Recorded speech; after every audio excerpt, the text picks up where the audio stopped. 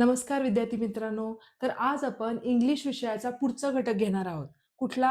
Contracted form. Contracted फॉर्मलाच मराठीतून काय म्हणतात? संक्षिप्त रूपे.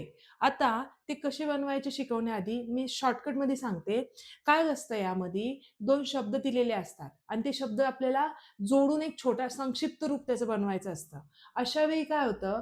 त्यातील एका शब्दाचे काही अक्षरे हे लोप पावतात. म्हणजे लोप पावतात म्हणजे काय, की आपण तो काढून टाकतो आणि त्या गाळलेल्या अक्षरांच्या जागी आपण अपोस्ट्रोफी म्हणजे हा कॉमासारखा आहे ना, स्वल्पविराम असतो ना, त्यासारखं एक चिन्ह असतं. स्वल्पविराम आपण वाक्याच्या खाली देतो ना, तर अपोस्ट्रोफी हे वाक्याच्या वरती देतो. हे चिन्ह वापरून ते आपण संक्षिप्त रूप बनवतो. ठीक आहे. आता ते कसं ते आपण बघूया. आता काय करूया आपण महत्वाची संक्षिप्त रूपे बघूया. ही संक्षिप्त रूपे तुम्हाला पाठच पाहिजे. आता ती पाठ करायची ना, ते ते तुम्हाला सोपं जावं यासाठी मी काय केलंय, संक्षिप्त रूपे आहेत ना 4 वेगवेगळ्या भागांमध्ये विभागून टाकले. म्हणजे कसं तुम्हाला अ, अ, ज्याची त्याची जी ट्रिक आहे ना, ती इझिली लक्षात राहील. ठीक आहे. सर्वप्रथम जर वाक्यात एम, इज आणि आर ह्या 3 पैकी कुठलातरी शब्द असेल, तर त्यावेळी काय करणार? हे पहा, इथे काय दिलंय? I am, you are, she is, he is, it is, we are, they are आणि लेटस हा थोडासा वेगळा आहे, तो नंतर बघूया. तर ह्याच पॅटर्न मध्ये म्हणून ह्यातच टाकला मी.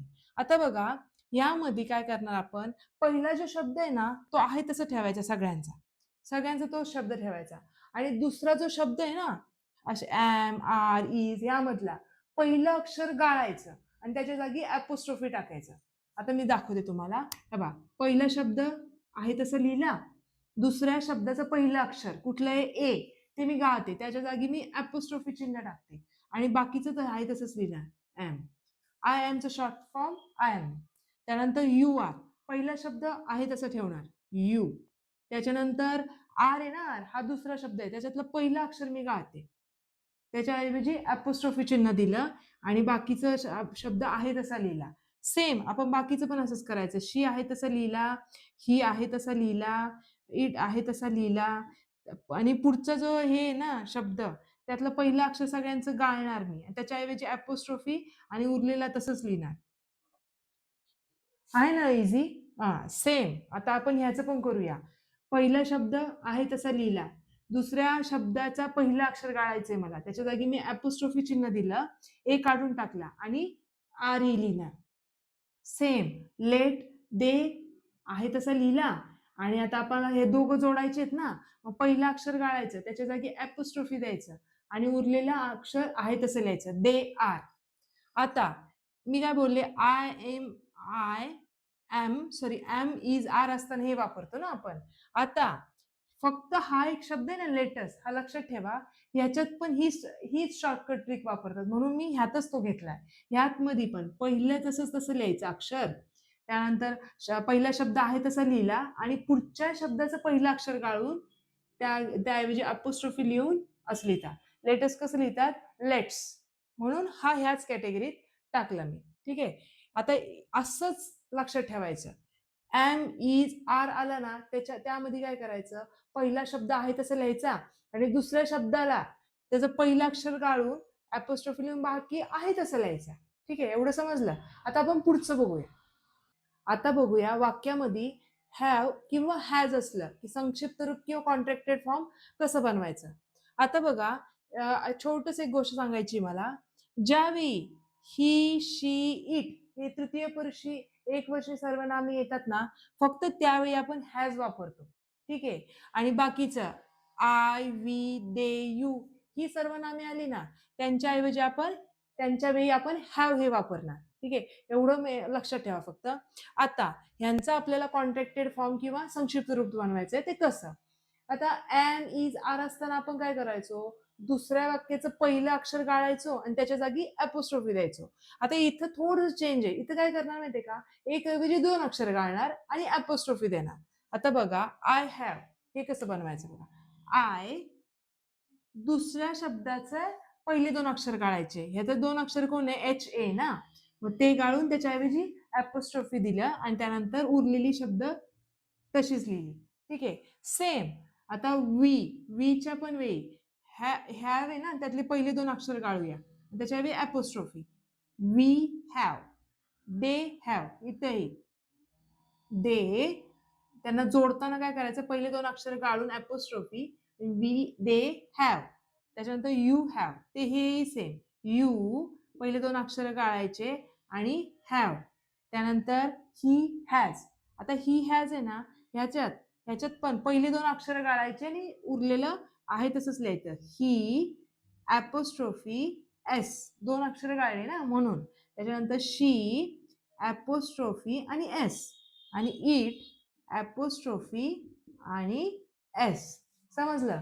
पहिल्या ह्याच्यात एम, इज, आर मध्ये 1 अक्षर गाळून ॲपोस्ट्रोफी दिलं होतं आणि हॅव आणि हॅज मध्ये 2 अक्षर गाळून ॲपोस्ट्रोफी दिलं. हे झाले हॅव आणि हॅज असताना संक्षिप्त रूपे.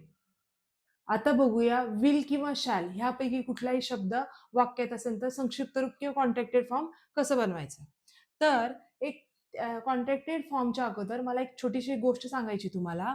जर तुम्ही व्यवस्थित बघाल तर शॅल हे जे शब्द अक्षर आहे ना, शॅल हा जो शब्द आहे ना, तो फक्त आय आणि वीच्या बरोबरच येतो. बाकी यू, ही, शी, इट, दे यांच्या बरोबर विल हा शब्द येतो. त्यामुळे हे जरा थोडंसं लक्षात ठेवा. आता बघूया या केसमध्ये कॉन्ट्रॅक्टेड फॉर्म कसा बनवायचा. यामध्ये ट्रिक आहे, यातलं पहिलं अक्षर शब्दात आहे तसं ठेवायचं आणि त्याला ॲपोस्ट्रोफी द्यायची. फक्त शेवटचे 2 एल लिहायचे. आय शॅलचं आय शॅल. आता वीचं पण तसंच. वी आहे तसं लिहिलं पहिला शब्द, ॲपोस्ट्रोफी दिली, शेवटचे 2 एल लिहिले. झालं. यूचं पण सेम. काही लक्षात ठेवायचं, फक्त शेवटचे 2 एल लक्षात ठेवायचे. यूला पण यू नंतर ॲपोस्ट्रोफी दिली आणि 2 एल काढले. झालं यू विल. हीचं पण सेम. ही आहे तसं लिहिलं, ॲपोस्ट्रोफी दिली आणि 2 एल लिहिले. शीचं पण शी लिहिलं, त्याच्यानंतर ॲपोस्ट्रोफी दिली, 2 एल लिहिले. इट विल त्याच्यात पण इट आहे तसंच लिहिला, ॲपोस्ट्रोफी दिले, 2 एल दिले. देच्या केसमध्ये पण तसंच. दे आहे तसा लिहिला पहिला शब्द आणि ॲपोस्ट्रोफी देऊन 2 एल काढले. झालं. हे झालं ज्यावेळी वाक्यात विल किंवा शॅल हे शब्द असतील. आत्तापर्यंत जी आपण महत्वाची संक्षिप्त रूपे बघितली ती सगळी कशी होती, पॉझिटिव्ह किंवा सकारात्मक. सकारात्मक म्हणजे काय, ज्याच्यात नॉट, नेव्हर असे काहीही शब्द नव्हते. सिंपल क्रियापदे होती. Am, is, are, have, has, will, shall, will अशी. तर आता बघायचंय, खूप महत्वाचं आहे, नॉट असताना वाक्यात. हे नकारात्मक झालं ना. मग आता काय करायचं, क्रियापद कुठलंही येऊ त्या नॉटच्या आधी ते आहे तसं क्रियापद लिहायचं आणि नॉटचं आहे ना ओ घालवायचा. NOT नॉट असतं ना, एन आणि टी तसंच ठेवायचं. ओच्या जागी ॲपोस्ट्रोफी द्यायचं. उदाहरण सांगते. फॉर एक्झाम्पल, डज आहे तसंच लिहिलं, हे क्रियापद आहे ना, त्याच्यानंतर नॉट जोडायचंय मला. NOT नॉट ऐवजी काय केलं, एन ॲपोस्ट्रोफी आणि टी. सेम आता आपण हे सगळीकडे तसंच. डीड त्याच्यानंतर नॉट जोडायचंय ना, एन ॲपोस्ट्रोफी टी. वॉज आहे ना, वॉज नॉट, वॉज आहे तसं लिहिलं आणि नॉट कसं लिहिलं, एन ॲपोस्ट्रोफी टी. वर टी. त्यांचं हॅज एन ॲपोस्ट्रोफी टी. नॉटच्या ऐवजी हे. सेम सगळे. तुम्ही फक्त कसं ट्रिक लक्षात ठेवा की शॉर्टकट कसा बनवायचा आहे, म्हणजे तुम्हाला इझिली असे संक्षिप्त रूपे लिहिता येतील. कुड लिहिला आहे तसा आणि नॉटच्या ऐवजी एन ॲपोस्ट्रोफी टी लिहिला. शुड आहे तसा लिहिला, त्याला जोडूनच नॉट कसा लिहिला, एन ॲपोस्ट्रोफी टी. वुड पण वुड आहे तसा लिहिला, नॉटच्या जागी एन ॲपोस्ट्रोफी टी लिहिला. ठीक आहे. आता वाक्य नकारात्मक किंवा वाक्यात नॉट असताना आपण बघितले संक्षिप्त रूपे कशी काढायची. त्यांना अपवाद किंवा एक्सेप्शन 2 आहेत शब्द, कॅनॉट आणि विल नॉट. हे तेवढे तुम्हाला जरासं काळजीपूर्वक लक्षात ठेवायला लागतील. कॅनॉट कसं लिहितात, कांट असं, आणि विल नॉट कसं लिहितात, वोंट. ह्यांच्या स्पेलिंग तुम्ही पाठच करायच्या, कारण की शक्यता हे 2 यायची जास्त शक्यता आहे, कारण की हे लक्षात ठेवायला जरा वेगळे आहेत ना, त्यामुळे. आता इथपर्यंत आपण काय बघितली, महत्वाची संक्षिप्त रूपे. आता काय करूया, ह्याच्यावर कुठले कुठले प्रश्न येणार ते आता बघूया. आता आपण बघूया कॉन्ट्रॅक्टेड फॉर्म या घटकावरचे 4 महत्त्वाचे प्रश्न. ते कशासाठी? फक्त तुमच्या एक रिव्हिजनसाठी. पुस्तकात पण दिले तेही तुम्हाला जर तुम्ही पूर्ण व्हिडिओ बघितला तर आरामात सोडवता येतील. ठीक आहे. पहिला प्रश्न आहे, which of the following is wrong pair? Which of the following म्हणजे खालीलपैकी कोणती? इज म्हणजे आहे, कोणती आहे? रॉंग पेअर म्हणजे चुकीची जोडी. रॉंग म्हणजे चुकीची आणि पेअर म्हणजे जोडी. तर तुम्ही जर नीट बघाल तर जो व्हिडिओच्या सुरुवातीला जे मी एक्सप्लेन केले ना संक्षिप्त रूपे, कुठली ॲन, इज, आर वाक्यात असताना कसं संक्षिप्त रूप बनवायचं, तर त्यातलाच हा भाग आहे. आपण बघितलं. त्या केसमध्ये काय करायचो आपण, पहिलं शब्द तसंच ठेवायचो आणि पुढच्या शब्दातलं पहिलं अक्षर गाळायचो.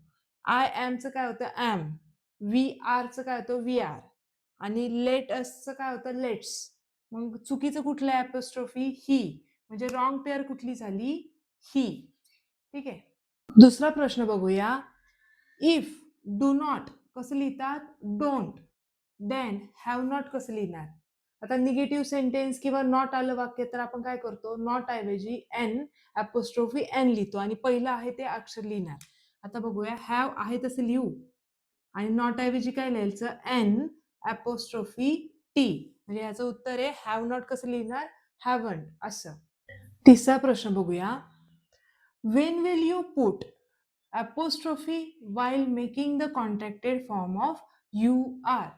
म्हणजे आपल्याला एक शब्द दिला you are, ह्याचा आपल्याला कॉन्ट्रॅक्टेड फॉर्म काढायचा आणि त्या जो कॉन्ट्रॅक्टेड फॉर्म किंवा संक्षिप्त रूप आहे ना, त्यात ॲपोस्ट्रोफीचं नक्की स्थान काय आहे ते आपल्याला सांगायचं आहे. ऑप्शन काय दिलेत त्यांनी? Before R, before U, after E आणि आफ्टर आर. आधी सांगते, बिफोर म्हणजे अगोदर आणि आफ्टर म्हणजे नंतर. तर सर्वप्रथम आपण काय करूया, त्याचा संक्षिप्त फॉर्म काढूया. यू आर कसं लिहितो आपण? यू आणि आर या इज आर किंवा इज आर आणि इज आर आणि एम ह्या केसमध्ये काय करतो आपण? पहिला शब्द आहे तसा लिहितो है ना, आणि दुसऱ्या शब्दाचं पहिलं अक्षर गाळतो आणि त्याच्या जागी ॲपोस्ट्रोफी लिहितो. यू आर कसं लिहितात? असं. मग आता ॲपोस्ट्रोफीची एक्झॅक्ट लोकेशन किंवा स्थान कुठलं असणार आहे? बिफोर, आफ्टर यू किंवा बिफोर आर.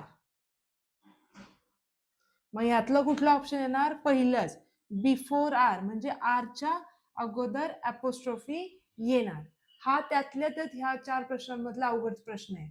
त्याच्यामुळं कन्फ्यूज व्हायचं नाही. आधी आपण संक्षिप्त रूपे पाठ करायची. त्याच्यावरून बरोबर आपल्याला ही उत्तरं मिळणार.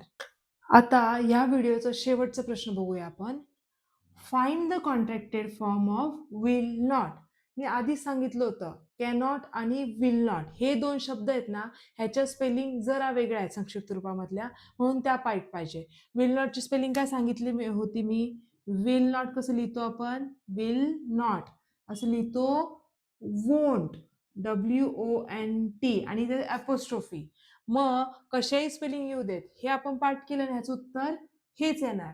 सेम कॅनॉटचं पण येणार कांट. ठीक आहे. त्या 2 स्पेलिंग लक्षात ठेवा. हे उत्तर तुमचं अजिबात चुकणार नाही. ठीक आहे. आजचा व्हिडिओ इथेच संपला. जर तुम्हाला माझा व्हिडिओ आवडला तर प्लीज माझ्या चॅनलला सबस्क्राईब करा, माझ्या व्हिडिओला लाईक करा आणि तुम्हाला कुठला प्रश्न समजला नाही किंवा टॉपिक समजला नाही किंवा तुम्हाला अजून काहीतरी वेगळा टॉपिक हवा असेल तर प्लीज तुम्ही मला कमेंट करू शकता.